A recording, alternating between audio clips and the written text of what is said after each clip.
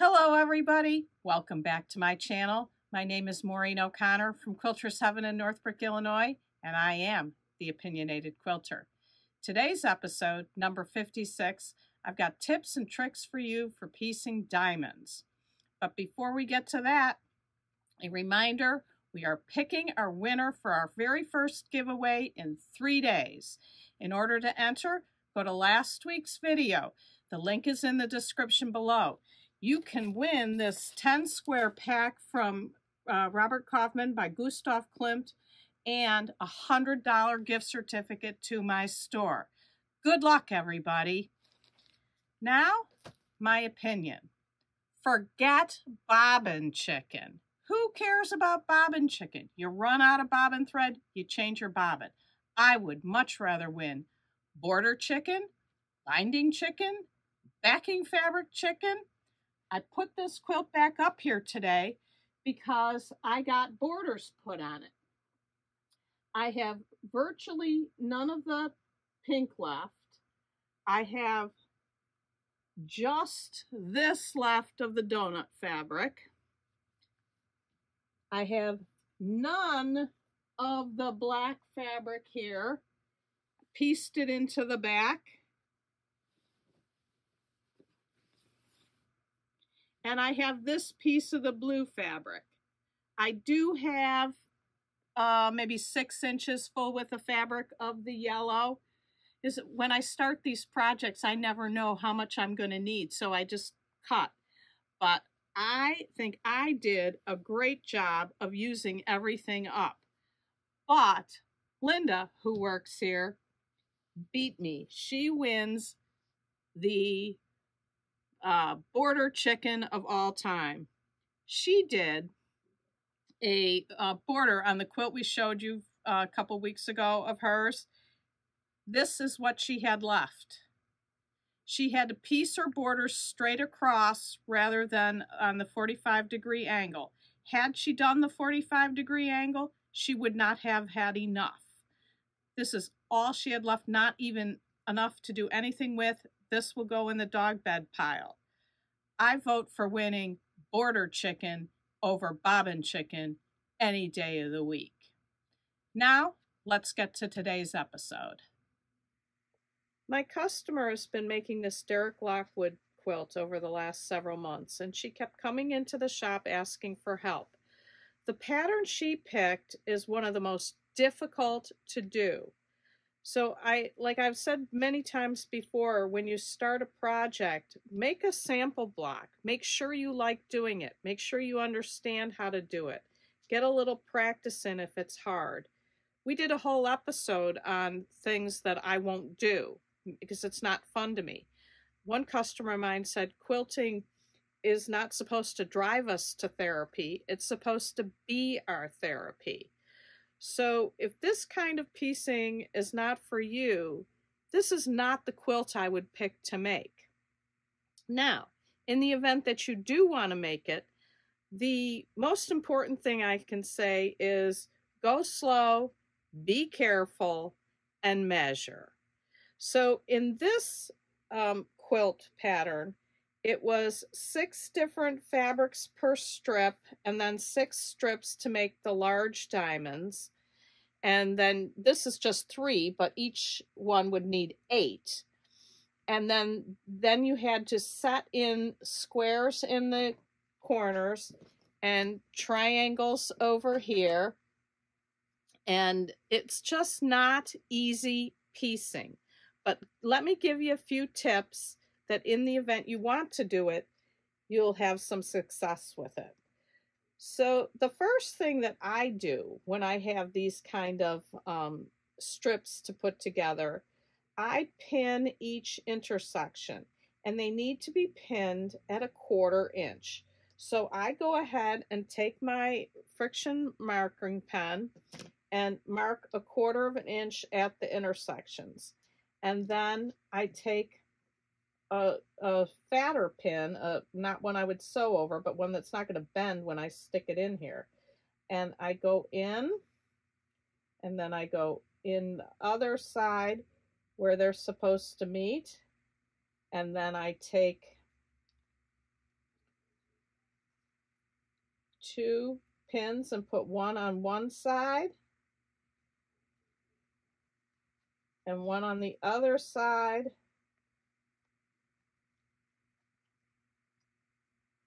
And then I take out that pin, and I would probably put a pin here, hold that, and probably put a pin up here too. Go over to my sewing machine and sew all the way down. Now, even doing that, I don't get them all perfect. This one's pretty good. I was happy with this.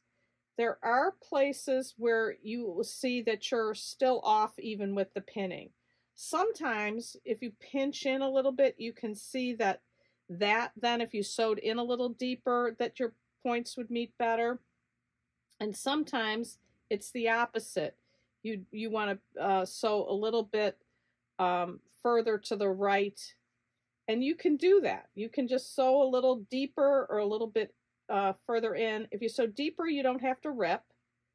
If you are sewing further to a smaller seam allowance, then you do have to go back and pick out the stitches that are too far to the left here. But this one came out good. It's, you know, everybody has different tolerances. So if it's good enough for you, it's good enough. Press, move on. You sew your next set of 2 together, press, you sew your last set of 2 together, then you sew all 3 together and you end up with the diamond. Now, before I would start sewing them all together over here, I would take my 45-degree diamond ruler and lay it on top and make sure I'm straight. And I would trim off all the dog ears. You can see here that this is not particularly even. So there's a point where you say, I'm going to rip this and try to pull it down a little bit, or maybe this is too long. But when you take your 45-degree diamond ruler and lay it on top, you can see where you want to trim. And that's what I'm talking about doing a practice one. Because when you're starting to put them together here, you don't want them not to be the right shape and the right angle. You need the right shape and the right angle to get this part to work. So now, assuming this is an actual 45-degree diamond, you need to put in a square over here. And most directions will tell you to sew from here out and here out. Now first, I skipped a step. You have to sew 2 together. And you do not sew all the way to the edge. You have to stop at a 1/4 inch. And just like I marked the strips at a 1/4 inch, I came back here and I marked where the 1/4 inch was here. I just take the ruler and I would just mark, and then take another 1/4 inch on this way and mark, and then you can see where the intersection is. And I do the same on the square, so I know where that 1/4 inch is. So then I would take a pin and put it in here, and I would sew from here to the outside, and then the same over on this side from the center out. Now, Rob Appel just did a video where he was putting in setting squares, and he actually started at the edge, sewed to here and pivoted and went back out. I did a big oversized square, so that could possibly work. But I much prefer center out, and then press. And it turned out nice. It worked. Nice square point here, just how you want to do it. But is this the way you really want to do it? Now, in all fairness, my customer's quilt, she had here foundation paper pieced flowers. So she is not going to be able to do what I'm going to show you here. But if you have a solid piece of fabric, you can do essentially the way Deb Tucker makes Lemoyne stars, and that is have a seam here, and on this triangle here too, have a seam here, and you have no set-in seams. So you do have extra seams, but you have no Y seams, and I think it makes all the difference in the world. Let me pull my pieces over so you can see how it can be done. This is a much smaller version of what I just pulled away. And if we did this the way that the directions in the book would tell you to do, you would sew this together and set this square in. Same here, set this square in, and then sew these two together and set this triangle in. But what if you don't want to do Y seams? You can make bigger triangles and sew the triangles onto here, and this triangle onto here, and sew these two together, one big seam. There's how the back looks. I pressed one towards the white, one towards the star point. They meet perfectly. Then you do the same to the other pair. Then you take another half of a triangle.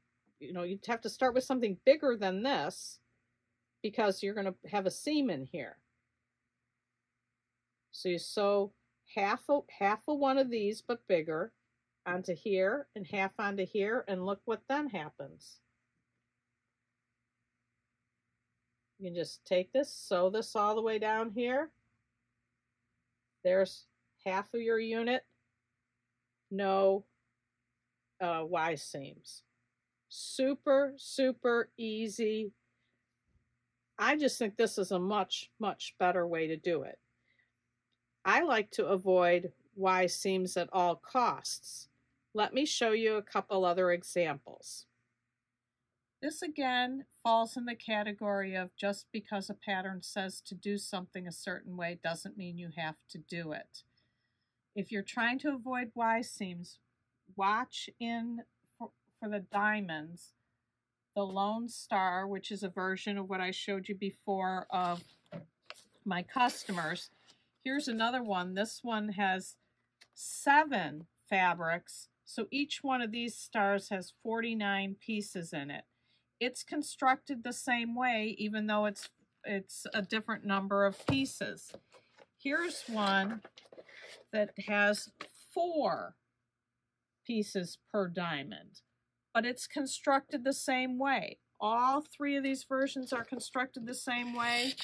And here's just the 1-piece diamond like I showed you in the blue on the table. It's just a single diamond, not pieced, but it all has the same outside pieces. So to avoid your Y seams, what you're going to do is make your squares bigger and cut them in half, and then you'll sew this piece to this piece, and how do I say, this piece to this piece. And then after you get those on, you get your smaller triangles, same thing. You'll have a seam here,